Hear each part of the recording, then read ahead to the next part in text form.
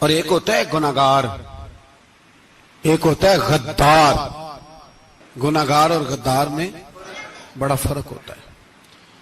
एक आदमी शराब पीता है, किसी ने उसको मना किया तो उसने कहा यार मेरी गलती है, आइंदा नहीं पीऊंगा, वो गुनाहगार है। एक ने कहा नहीं पीनी चाहिए, वो काफिर है। एक नमाज नहीं पढ़ता, उसको कहा पढ़, बहाने लगाता है, कपड़े नहीं सही, रमजान से शुरू करूंगा, कोशिश है बस, वो गुनाहगार है। एक कहता है नमाज पढ़नी नहीं चाहिए, वो काफिर है। एक के जेब में पैसे थे, हज करने नहीं गया, बहुत बड़ा गुनाह किया। एक कहता है हज करना ही नहीं चाहिए, वो काफिर हो गया। ओ भाई, गुनाहगार और होता है, गद्दार, दोनों में फर्क है। अब तो गद्दारियां हो रही हैं, सरेआम हमले हो रहे हैं, हुकूमतों पर प्रेशर है। यूरोप 1 मिनट से पहले मरज़ई को वीजा देता है, कादियानी को वीजा देता है। ये सुपर काफर है कादियानी और मरज़ई, और बड़ी जिम्मेदारी से कह रहा हूं, ये कल भी काफर थे, आज भी, कल भी काफर थे और आज भी, और कयामत तक। और अगली बात सुन लो, मन शक्का फी कुफर ही फकद कफर, जो इनके कुफर में शक करे वो भी काफर है। सुन लो, ये फतवा दे देना बेशक जिसको मर्जी। मन शक्का फी कुफर ही फकद कफर, जिस बंदे ने मरज़ई के, कादियानी के काफर होने में शक किया, वो बंदा भी पक्का काफर है, पीटा काफर है, जिसने इनके काफर होने में। तो जेड़े आकर सानू पता ही नहीं लगा असी की कर बैठे, उनके लिए कोई कानून नहीं। वो जिसने कहा है ना मरज़ई उसका कानून बदलना है, उसको एक पर्ची तेरी मेरी भी शामिल है। ऐसे ना कहना कि वो बड़े बेईमान निकले, काफर निकले, तूने भी ठप्पा लगाया है, तू साथ है, तू शामिल है। जब कौमी असेंबली में ये करारदाद पेश हो रही थी तो उनको वोट देने वाले उनके गुनाह में शरीक थे, मुजरम थे, साथ शामिल थे। उनको माफी नहीं मिलेगी, उनको लंबी तौबा करनी पड़ेगी अल्लाह की बारगाह में, उन्हें आंसू बहाने पड़ेंगे उनको ठप्पे लगाने की वजह से। बचना जाया करो कि हुक्मरान बुरे हैं तो हम बड़े नेक परहेजगार हैं। ठप्पे लगाने वाले साथ शरीक है जुर्म, कहते पता ही नहीं चला। कैसे पता नहीं चला, कैसे पता नहीं चला? ये तो जो मदहोश होते हैं उन्हें पता चल जाता है ये नबी पाक की इज्जत की बात हो रही है। बंदा मदहोश हो ना, मदहोश, बेहोश हो मुसलमान, रसूलुल्लाह की बात हो तो उसकी भी आंखें खुल जाया करती है। और तुम जागते पढ़े लिखे असेंबलियों में बैठे मालदार, तुम पता ही नहीं चला कानून बदल गया, खबर ही नहीं हुई। ये धोखा किसी और को देना, हम तुम्हारे इन धोखों में आने वाले कि किसी और को सुनाना कहानियां, हमें नहीं समझ आती तुम्हारी कहानियां। कहते गलती हो गई, भूल गए। और वजीर आला साहब कहते हैं उसको निकाल देना चाहिए। किसने निकालना है ना तमाशा? कहते उसको निकाल देना चाहिए जिसने इस कानून में, तो किसने निकालना है?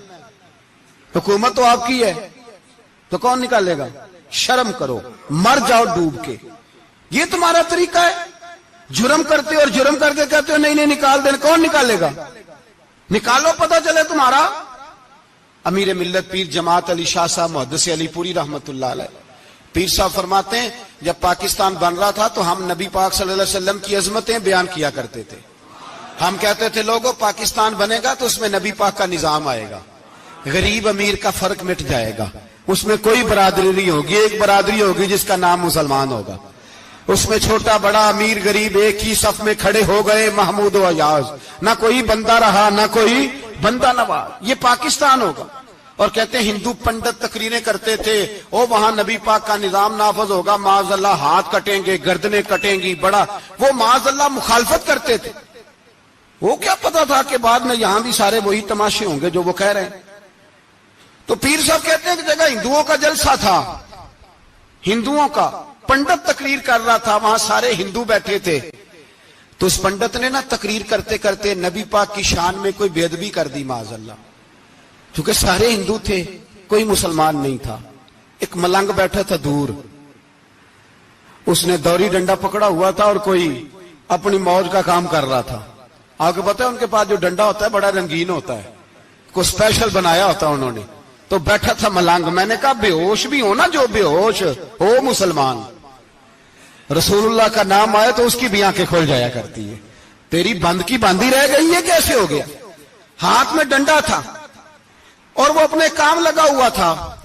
जब उसके कानों में स्पीकर की आवाज आई ना कि नबी पाक के बारे में बात की है, तो डंडा उठाया, पीछे से स्टेज पे चढ़ गया। और हिंदुओं ने समझा मलंग आदमी है, इसने क्या करना है। आया पंडित के पास और वो कहता है मैंने 3 डंडे इतनी जोर से मारे कि चौथे की जरूरत ही ना पड़ी। इतनी जोर से 3 डंडे सर पे मारे कि चौथे की जरूरत है उसकी फिर आवाज ही निकली, मर गया वो। मुझे पकड़ा, जेल में फेंक दिया। अमीर मिल्लत पीर जमात अली शाह साहब कहते हैं मैं अमृतसर की जेल में मिलने गया और मैंने उसके सामने खड़े होके कहा, मैंने कहा बेलिया, ना तू नमाज पढ़े, ना तू रोजा रखे, ना तू मस्जिद आए, ना तू कोई और काम करे, और इतना बड़ा तूने काम किया, गुस्ताख मार दिया।